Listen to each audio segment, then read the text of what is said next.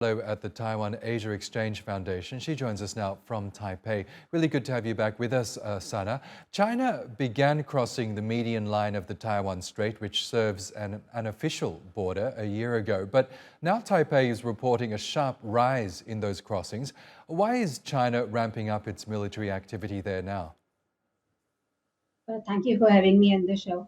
I think it's very evident that what China has been trying to do, it's a part of the new norm that China has been trying to establish in the Taiwan Strait.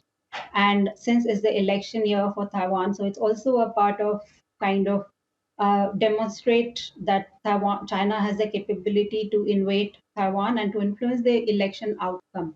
Because if DPP continues to be in the power, it doesn't really serve China's interest. And what we're going to see is more flexing of military muscle from the Chinese side.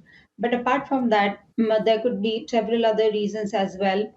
That we also know that KMT's presidential candidate, Ho Yu-hee, he's visiting the US now. Of course, what we have seen is that when someone from the KMT, the opposition party, visits the US or any other country, it doesn't really become an issue for China. But this time, Ho is supposed to be having issues that do not really align with the KMT and China as well. So perhaps it could be a response to Ho's US visit as well.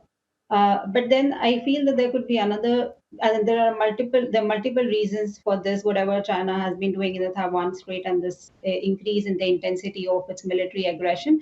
But recently, China has also introduced the 21 measures for integration of Taiwan into China.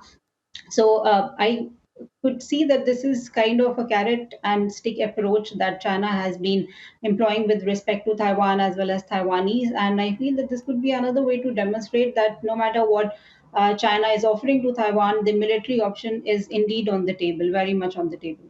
You mentioned the United States there. Washington, of course, is one of Taiwan's biggest and strongest allies. No doubt that the Biden administration and Taipei's other allies are watching developments on the Taiwan Strait closely. How might they respond if China continues or indeed escalates its military activities in the region? I think what is clear, specifically in the past few years, that countries' approaches with respect to China as well as Taiwan are definitely changing. We are seeing there is more empathy towards Taiwan and there is less accommodation of Chinese interest, specifically vis-a-vis Taiwan and the South China Sea. So I think it's too early to say how countries are going to respond. Are they going to have a military response to China's invasion to Taiwan?